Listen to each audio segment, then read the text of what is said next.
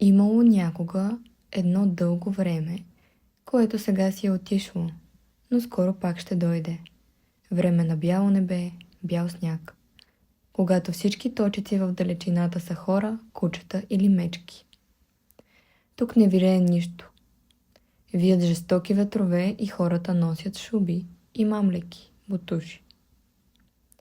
Тук думите замръзват във въздуха и цели изречения трябва да се отчупват от устните на говорещия и да се топят на огъня, за да се разбере какво е казал.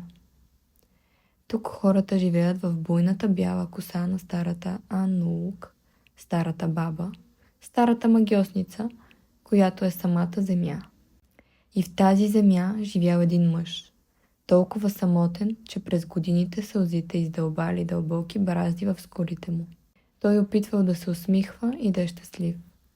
Ходил на лов, поставял капани и спял добре, ала копнеял за човешко присъствие. Понякога, когато излизал в плитчините с каяка си и се приближавал тюлен, мъжът си спомнял старите разкази, че някога тюлените били хора и единственото останало им от онова време били техните очи, способни да изразяват мъдрост и любов.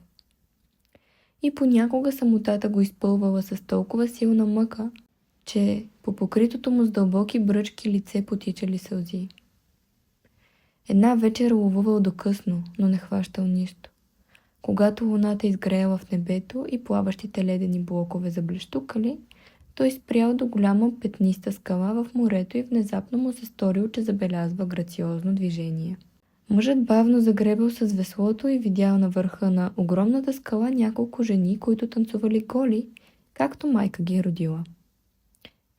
Той бил самотен и нямал приятели, затова останал да ги погледа.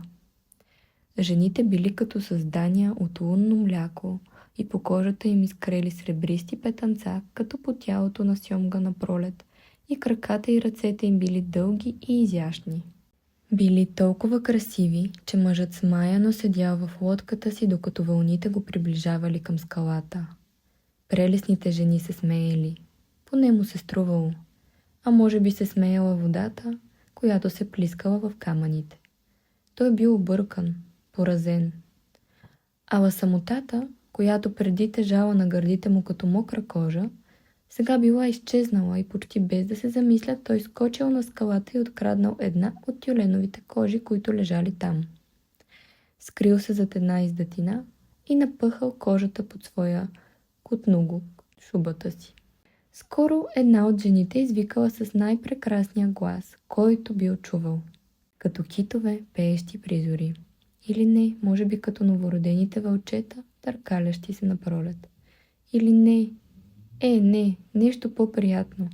Ала това нямало значение, защото какво правили сега жените?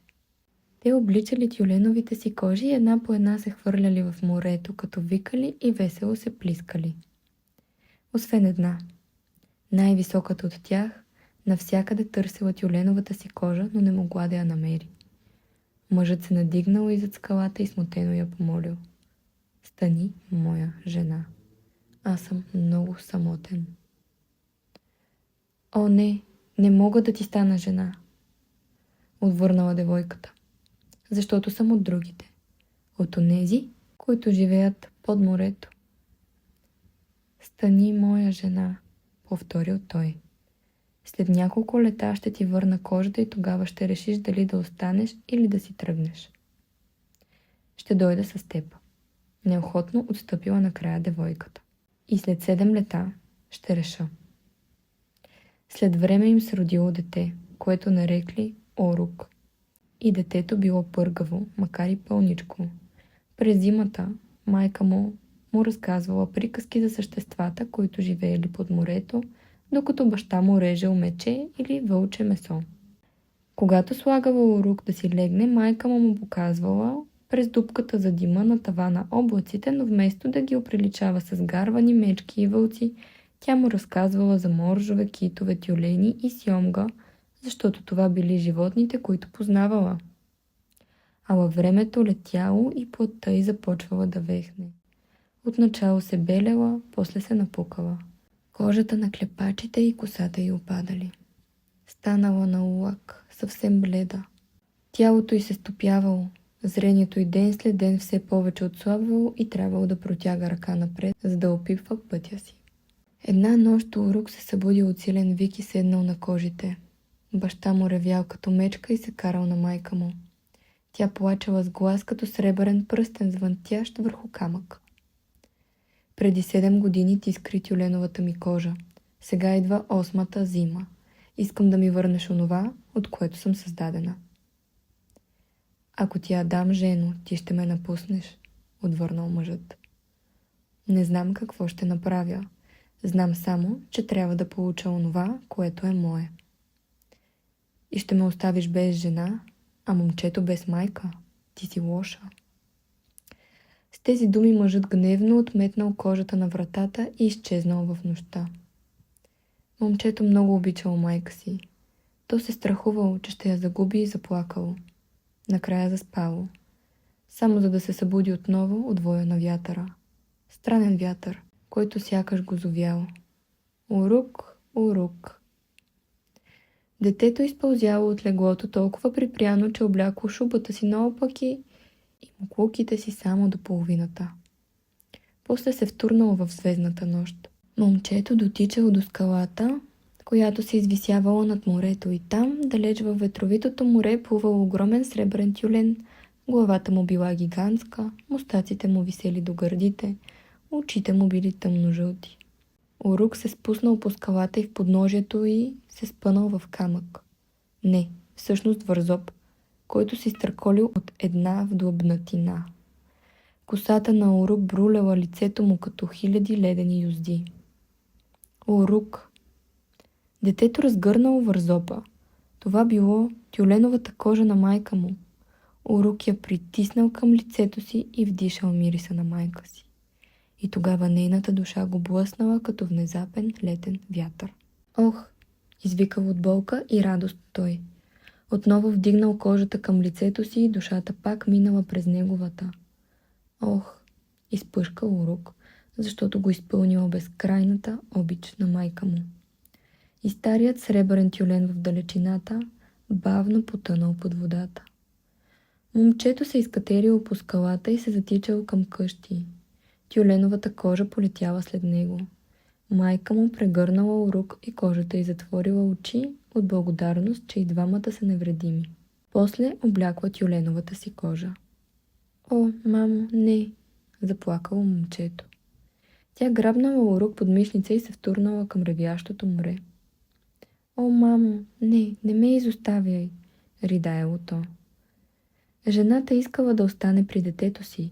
Искала, ала нещо я зовяло. Нещо по-древно от нея, по-древно от него, по-древно от времето. О, мамо, не, плачел Урук.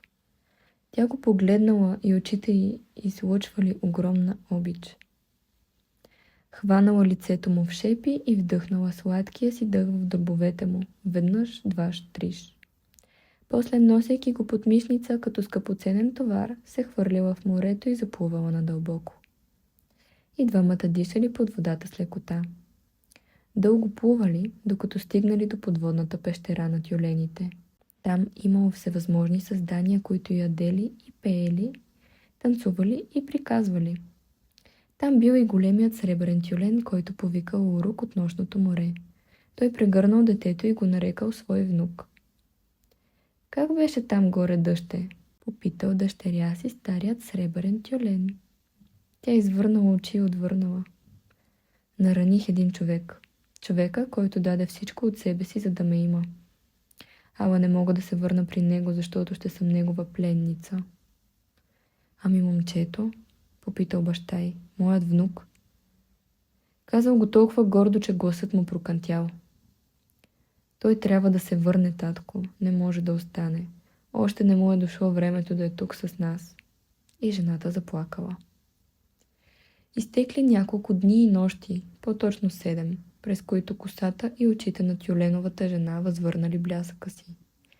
Тя пак придобила прелесния си тъмен цвят, зрението й се възстановило, тялото й се закръглило.